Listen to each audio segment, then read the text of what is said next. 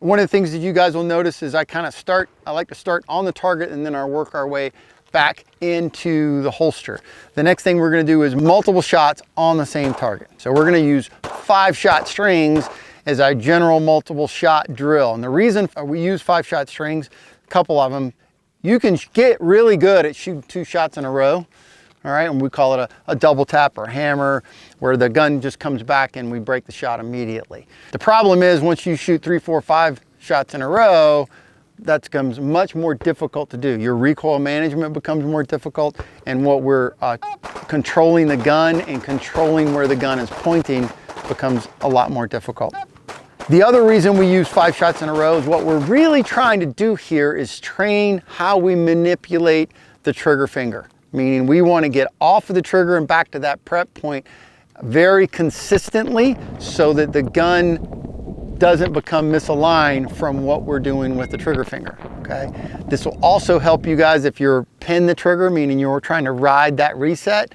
This is going to become blatantly obvious if you're doing that. It's going to be very difficult for you to shoot quickly and accurately. What we're going to do is we're going to start with a 5-shot strings at about a 1-second interval. And I say about because I'm not going to put you guys on is it a metronome? Metronome that's, you know, click, click, click. I'm not worried about that, because if it becomes a drum beat, then you're pulling the trigger on rhythm versus pulling the trigger on what you see, okay?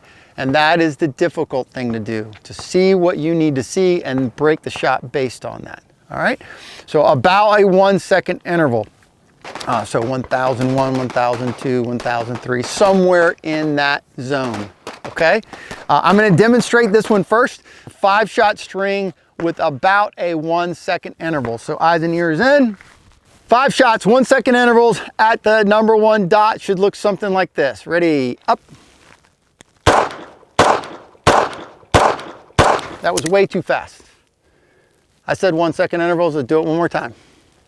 1-second intervals, here we go. Ready, up.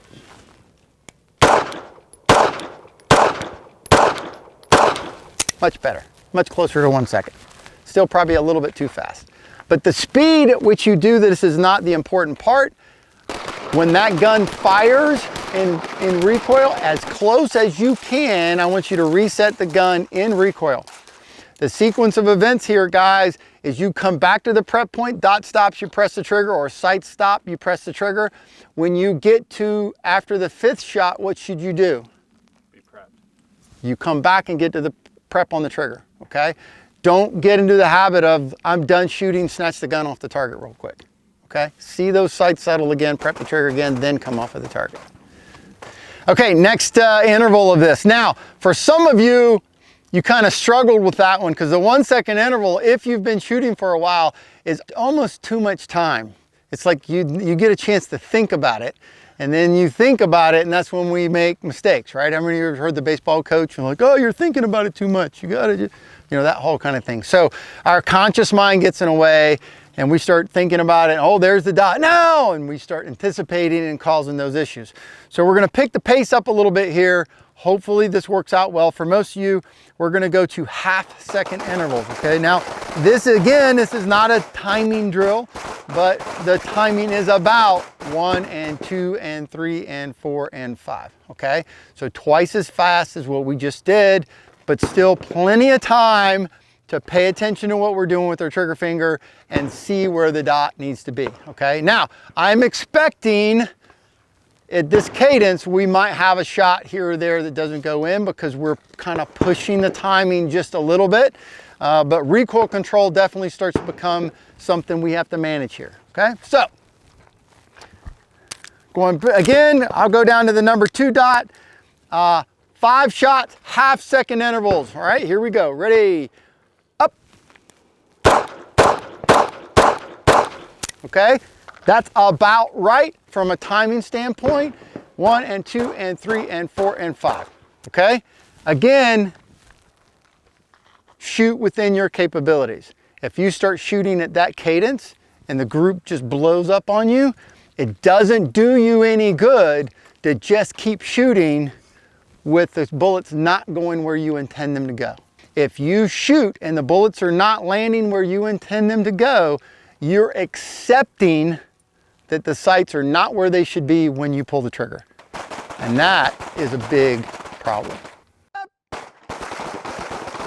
So we're gonna move on. We're gonna pick up the pace a little bit. Now this is a little bit different.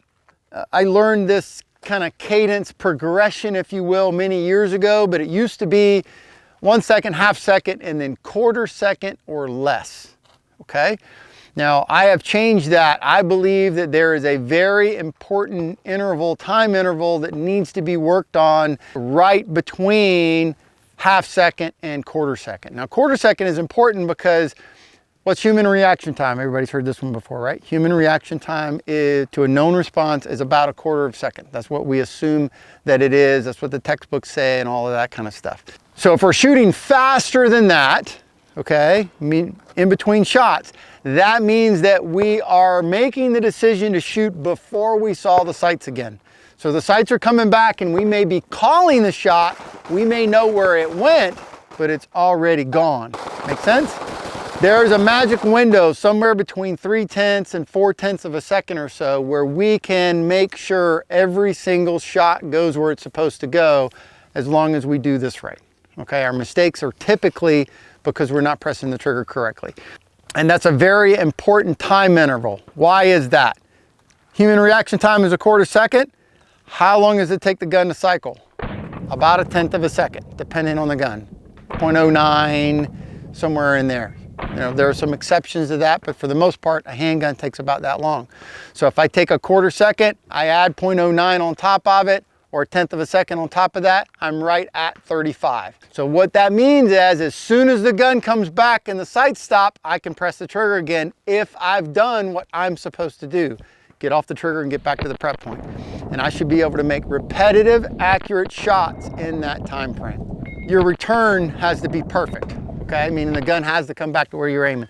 So we're gonna give ourselves a little bit more margin of error here, and we're gonna go to this 4-inch circle for the purposes of this drill. So that means the gun can come back to a little bit close to where we're aiming. It doesn't have to be exactly the same spot. So let me clarify on that one. So about 3:35. Now I'm gonna run this on a timer. This will be important to understand. So again, that's what I'm looking for. It's about 35s. Here we go. Okay, little bit on the fast side there. 33, 32, 31, 31. Okay, let me do it one more time. A little bit of a pause there. Why was the pause there? Because the dot wasn't there, so I had to wait on the dot. Okay, so 37, 33, 32, 46 on the last one, but I was starting to climb out of the circle and I had to bring it back, okay? This is kind of the cadence that is really, really important. Why is this cadence important? This is the kind of cadence that we can shoot while we are moving. This is the kind of cadence that we can shoot while the target is moving. Make sense? It gives us the ability to call each and every shot and then make adjustments as necessary. Okay, last interval that we're gonna do here is, like I said, quarter second or less. The purpose of this one is to basically run the gun as fast as we can maintain visual awareness of where the sights are. So we're basically pulling the trigger as fast as we can within reason. Some of you guys can pull the trigger and outrun the sights and outrun the gun and all the other kind of stuff. But we're looking for that quarter or second or less time frame. The reason for this is if you get into a very close-in gunfight, guess how fast you're gonna pull the trigger? Fast as you possibly can, right? You're gonna run it. So you need to know what that looks like, feels like, smells like, you know, all of those kind of things. So that's what we're gonna do. For the purposes of this drill, we're gonna be shooting at this upper bullseye with the idea that this is an 8-inch circle, and our attempt is to get 90% of our shots into that, inside that 8 ring. Okay, that's what we're looking for. So I want you to push it, but if you're dropping 3 or 4 shots on every string, you obviously need to throttle back down because you're outrunning what you can see. You're outrunning your sights. You're not getting the effect that we're looking for, okay? So 6 shots, basically as fast as we can go, eyes and ears in. I'll shoot this one first.